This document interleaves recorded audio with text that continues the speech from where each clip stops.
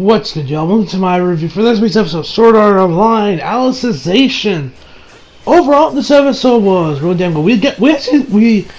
I like how SAO was like season 3 is really handled, because A1, you can tell with A1 for this season, they're definitely gonna take their time with this season. Really like because they've been focusing a lot on world building as of late, and not so much on that action, which of course SAO has been known for. Well, among other things, but whatever. I do like, and since as we know, this is going to be like 4 courses, with like I think about 40 to 50 episodes for this. I do like how A1 is indeed taking their time, slowing down with all this, and of course, like I said, taking their time with this, and really just focusing on like build up the world, the characters, leaving you with enough questions that you want to keep coming back to learn the answers to, while keeping up a decent pace to where you're not like just get to the point already. I like how the pacing has been. Well, it is a lot slower down than we probably expected from previous seasons of SAO. I do like where or how SAO or A1 has been handling it, because we learned a lot really about Alice and kind of like Yujo, and really more, not so much their backstory, because I feel they'll get like they'll get their whole episode focused on their tragic backstories and how they're suffering from brain cancer, they killed someone when they were 10, or I don't know, their parents were killed in a car crash, or I don't know, they're bipolar, or fucking I don't know, they have dual personality disorders, or split personality. I don't know. Reki Kawahara loves getting characters dark, twisted backstories. You're like, what the fuck? But you hear him, when we saw Sion's backstory, we were like, what? The shit with Yuki happened, you were like, Nani? Like, so they'll probably get their own episode, but so this was more like just about their overall, just their background, I guess you say, what they've been doing in the past 6 years, what were they doing when they were kids, and really just learning more about them as characters. So, yeah, anyway, enough jibber, but also, a couple things I gotta mention to you guys real quick. Okay, I got some bad news for y'all. So, okay, we actually went to the mall today and tried to get my iPad fixed. I'm doing a couple extra things. We did end up getting it fixed because the pairs ended up being a little bit bigger than, or ended up more expensive than just buying a new one. So it looks like we're gonna end up just giving me a new used iPad Air 2. So luckily, I do have all the videos I have recorded throughout of Hell in the Cell, Super Showdown, my comic reactions, and I think a couple extra stuff here and there. They're all backed up, so I can just download those. Excuse me.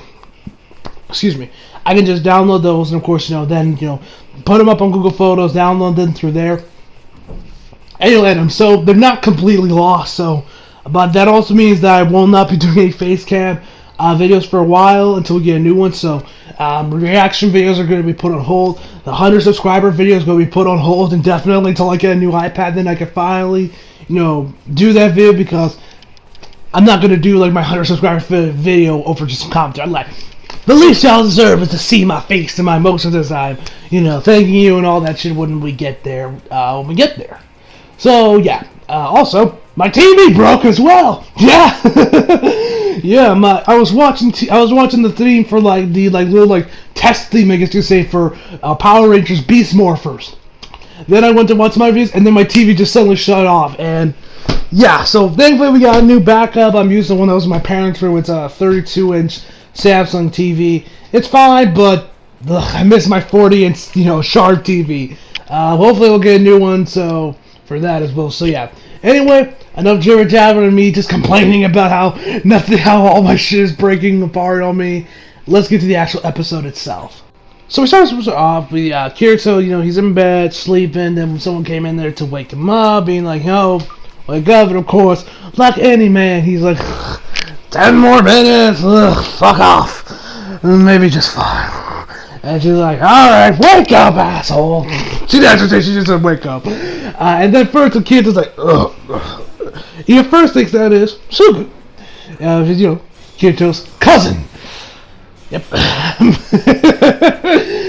Yeah, and but of course he's after looking at it again, after she pulls the blanket straight off of him, it is indeed Salka. It's the woman that's working the church and everything. She's like, you may be a guest, you may be a lost child, but that don't mean you get to sleep in. Wake up. He's like, I wish. You know, it started out being Sugu. I'm not surprised because I feel like Sugu, on many occasions, did have to wake Kirito up after some late night gaming of WoW or COD, Black Ops 10, or whatever the latest Black Ops game is, you know, in Kirito's timeline. But yeah.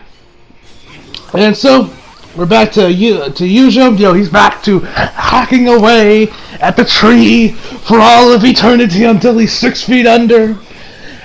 Where he says like, okay, that's all I got. That beats our quota for the morning. Let's have lunch. So you know they have lunch, which is just stale bread. So we kind of learn, and then usually kind of like gives us some additional context and background about Alice as a whole. Excuse me, Jesus. About her as a whole, that she was indeed that she actually was, that she of course, cooked food for, Yujo, which we learned a few weeks back, but he says, I wish you tried her pie. Her pie was straight up goat status, they're like, nothing before have I ever tasted something as delicious as Yujo, as Alice's pie. And he asked her was her calling to being a baker? And he's like, nah, man. She was actually studying the sacred arts at the church, and she was actually one of the best. She was a prodigy there. And when she was 10, she could cast all kinds of spells. So, if I had to guess, Alice is to Yujo like Asuna is to Kirito, where they're badass women, but at the same time they're goat status cooks. Because we've seen some of Alice's cooking. They commented in the first episode just how amazing her cooking is and all that stuff. Well, same thing we learned also, because if we remember back in season 1, I have never seen better looking sandwiches in my life than the ones Asuna made. Because, oh man, those look like some damn good sandwiches. I cannot lie. So they keep hacking, so they kind of keeps going on about her being the secret arts and everything. Kirito's like, okay, and we see a little bit more backstory that Kirito still doesn't know what the hell is going on. He still doesn't know what the underworld is, and he still even if he does want to get, he like I said, he does want to get to Central City, but the only way for him to get to Central City is indeed. Well, indeed, he'll need Yujo's help, but he'll have to first chop this tree down before that can happen. So we end up learning. So then Yujo ends up wanting to show Kirito something, which ends up being the sword that Kirito got back in the first episode. That was really heavy, and even now it's still pretty heavy. Like Yujo, even though he's about 16 now, 15, 16, I guess. I'm somewhere around that age because that was about 6 years ago, and Yujo was about 10, so he's probably about 16 years old right now. He still can't really lift the sword that well. It's still pretty damn heavy. And Kirito gets the idea to maybe use that as and actually Kirito asked hey, are there any stronger weapons besides that axe to help us chop down the street? He says not really. Any there are that were probably in Central City used by the knights, everything, and then that's when he brings in the sword. He unties it after he's after he brings it, man, that thing is heavy. Kirito tries to unwraps after it because that's sort of even Kirito can't really lift it that well. It's still pretty heavy for him as well. So Kirito unties it out of its little bag or sleeve, whatever you want to call it. He's like, ooh. He wonders what metal is it made of. It's definitely not ordinary steel. Gets it out of his sheath. It's still pretty heavy, and then Kirito tries his best, and then hacks at the tree after Yujo does the little S thing to pop up the HUD of the tree's health bar. He says, "Okay, remember that." He then hits the tree with the sword, using a sword skill, switches it, and actually cuts the tree. It actually cuts through, but you know how much damage it did? Guess. 1 point. All it did was 1 point of damage. That's it. After all that hustle, after all that work Kirito had to do to swing that baby and actually cut the tree, it only did 1 damage. And Yujo points out, if you actually hit it in the middle, where where all the damage has been done, the huge hole, it probably would have done more damage. And then Yuzo tries it, and Kirito actually gives him some little help backup or help on how Kirito sort of use your body way more than you would use an axe. And it was pretty nice to see Kirito teach Yuzo how to properly wield his sword. That was pretty cool. Yuzo did his whole thing, and actually both times when both Kirito and Yuzo hit the sword against a tree, that they actually legit let go of the tree because let go of the sword because I guess the vibrations of the sword was getting off from the recoil from the hit was too much for their hands, so they ended up dropping it. For Kirito, it stayed in the tree. For Yuzo, just kind of just bounced off the tree and just kind of landed in the grass. So, actually, I forgot to talk about this real quick. Back to where earlier on the episode, we actually got a lot more world building, and we learned a lot more about Selka, where we find out Selka is actually Alice's sister, and she moved into the church after Alice's, I guess you could say, disappearance or imprisonment, whatever you want to call it, where she then, of course, studied the sacred arts, and of course became a nun. And so and then Kirito kind of asked her. Ask him about if there's a spell to see bring back the dead, is there a revival spell for this? And he says no, but he did say there was actually a spell apparently that could actually stop people or have the death the people the amount of people die decrease. So I don't know if this straight up means that people will just start becoming immortal or something along those lines, or maybe we're just maybe people just have extended health bars or something. Whatever the case may be. We also found out that actually that Alice found this out when she was looking through one of the books, and she was surprised by it. But the only people that can actually use this spell are the head honchos at Central City. They actually created the Taboo Index. Those are the only guys that can use this spell to reduce the death toll. And we also kind of learned a little bit more about how about what the sacred arts are. They're essentially like magic in most games, or ki in Dragon Ball, or chakra, where it kind of runs throughout everywhere. And they can just summon it at points which we see throughout this which we see later on this episode. See, like I said, there's a lot of world building that's been going on with this, with these these last 4 episodes, 3-4 episodes. We've gotten a lot of world building about the underworld and all that stuff. And I like the little joke here to make if only the sacred arts could help us chop down this tree. I like that. I like that little nod or joke, I should say, there. And another thing we actually learned about the church is actually that there was actually the kids that we seen kind of roaming around the church that we saw last week. They were actually orphans because of their parents died after an epidemic hit 3 years ago. And they also see that, and Yuji also says that there's actually been some goblins that have been roaming the land, kidnapping people. And if y'all seen Goblin Slayer doing much worse than just kidnapping them. Kidnapping people and all that stuff has been also hitting him, so, yeah. Which, it's interesting, because we see the goblins later. Yeah.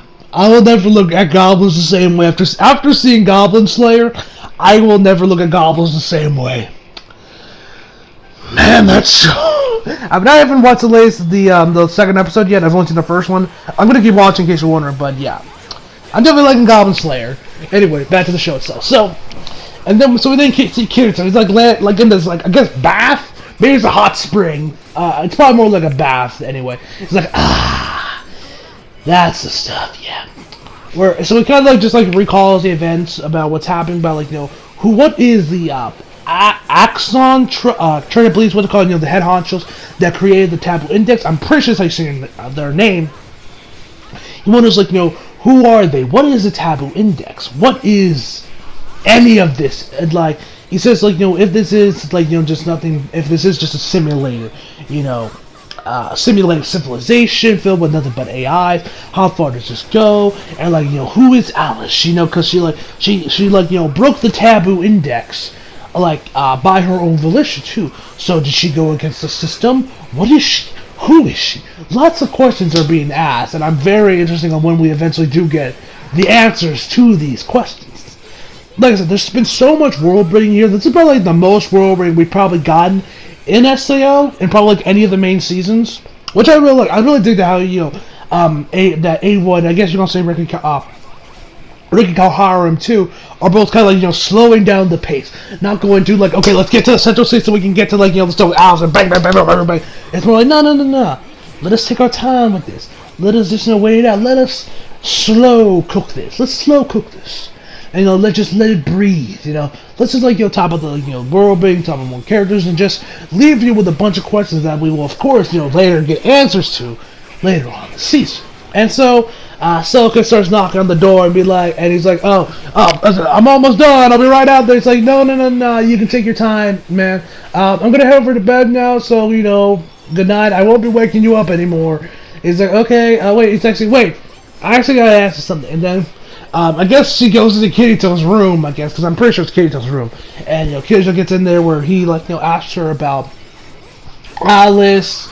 And kind of like what was her relation, what was Alice like, what was Alice like back then? Because of course Kira doesn't remember any of the stuff he was with Alice because his memory's been wiped or the memories have been blocked, whatever the case may be. So he first time was that Yusha told her about Yusha told Kirito that about Alice, about she was part of Sacred Art, that she did the Sacred Arts when she was did Sacred Arts, church and all that stuff. And it's like, oh, Yusha talks about Alice? He's like, yeah. And so then she realized that's the reason why Yusha always looks so gloomy all the time. Because he still thinks about Alice and pretty much his failure for kind of just standing frozen in fear, I guess you could say, and not helping Alice to, of course, escape or anything, which, I mean, he was a little kid, so, and plus, his eyes said system error. They said, I think it was, system error, honestly. There was probably, a glitch in the mirror where he couldn't move if he wanted to. And so she tells, of course, that back in the day, back when they were kids, those guys, they were close friends, that Yusha was always smiling back then, because he doesn't smile anymore because of, stuff with Albert. I wouldn't go so far because with Yusha, he doesn't really seem like the type of gloomy guy. He pretty much seems about the same that he did, just a little bit more remorseful about stuff that happened with Alice. So it seems like he kind of seemed like more of a hypocrite. That's just when he's with Kirito. Maybe when before he met Kirito, when he was just just strolling, he probably was a lot more gloomy than he is now. When he is just just talking to Kirito. And that's my guess anyway. It's like. Yeah, right. And she says that was pretty much even harder it was even harder just to find Yujo not smiling, in all honesty.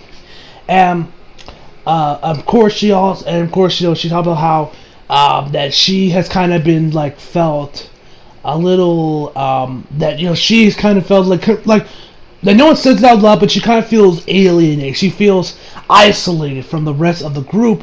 Because of course, what happened with Alice. Since she is indeed her sister, she feels kind of isolated, alone. She almost in the way like how Naruto felt, but with Naruto, everyone in the village just wanted to kill him because of course he carried the nine-tailed beast, and of course everything the nine-tailed beast did to he had leaf and everything. But here it's more kind of like I guess the feeling people get wrestling fans get when they rewatch. People that grew up in the Ruthless Aggression era, where people get when they rewatch old Eddie Guerrero clips, where they like it, but at the same time they feel very remorseful, they feel very heartbroken, of course, about how Eddie died, or I guess the same way you can say when people are reminded, of course, of the man that shall not be named, the Voldemort of wrestling, Chris Benoit, because of course what happened with him. So if I had to guess, it's probably what's going on with these people, that they just feel a little remorseful, or I don't know the exact word I'm looking for, but they kind of distance themselves away from her because she looks because of everything else. And she also says that whenever they are together, Yujo is together with Selka, that he always has this tortured look on his face because, like I said, for not helping her when this happened. And she says even on his days off, whether he just kind of just chilled at home or goes to the force, he's always alone.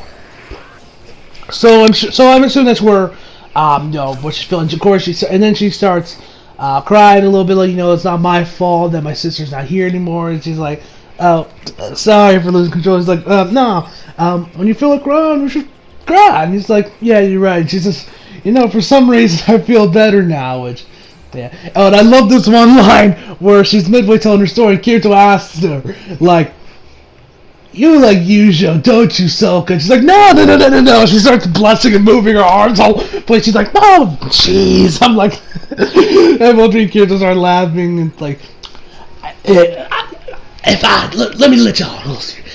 Me personally, I think she does like Yujo. She just ain't admitted it. If I had to assume, she probably does everything for Yujo, but she just doesn't want to admit it because it's embarrassing and all that shit. That anime terminology and all that shit. All right, so then back to the story. She says that this is actually the first time I'm gonna watch that she cried in front of someone. She's like, whoa. Professor Soka, even at my age, I've cried a number of times in front of people, which we have seen many times, of course. Throughout season 1, there was a time with Sugu. There was a time with Suko. He probably cried when he found out Yuki's backstory. And also, like, we've seen Kirito cry in front of people a couple times throughout SAO. And she's like, "Oh, kids, have you started regaining your memories?" And he's like, "Oh, fuck, shit, shit, I was." He's like, "Oh, no, it's not like that because I'm going Kirito." I'm like, "Shit, I almost blew my cover there." Anyway, it says like, you can't be someone else. You're your own You can only be your own person. So you should do what you can, and of course, just know that should be enough. He's like, "Yeah, you're right." Or then, of course, she then takes her leave, and of course, tells like, "No, I won't be waking you up anymore." Yada yada yada.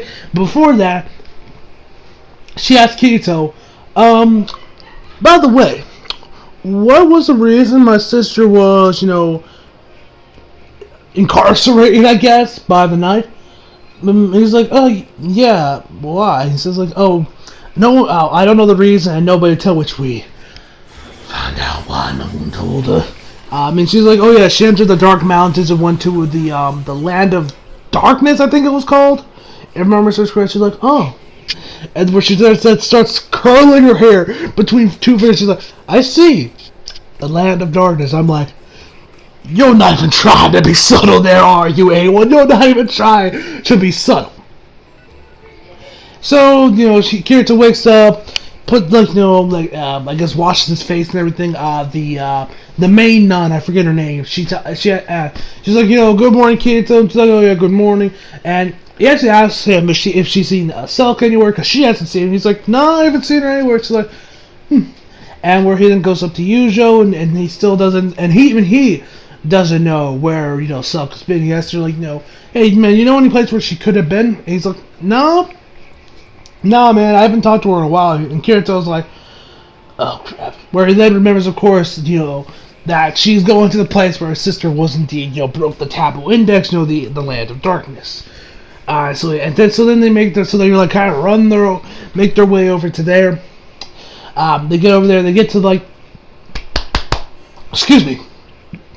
They get to where the cave is, and Yujo does like a little spell to cast this little dandelion or whatever you want, this little flower to, of course, cast a light so that they have a light source to get inside the cave. It gets cold, and Kira's like, man, why is it so cold in here? Why would anyone go in here?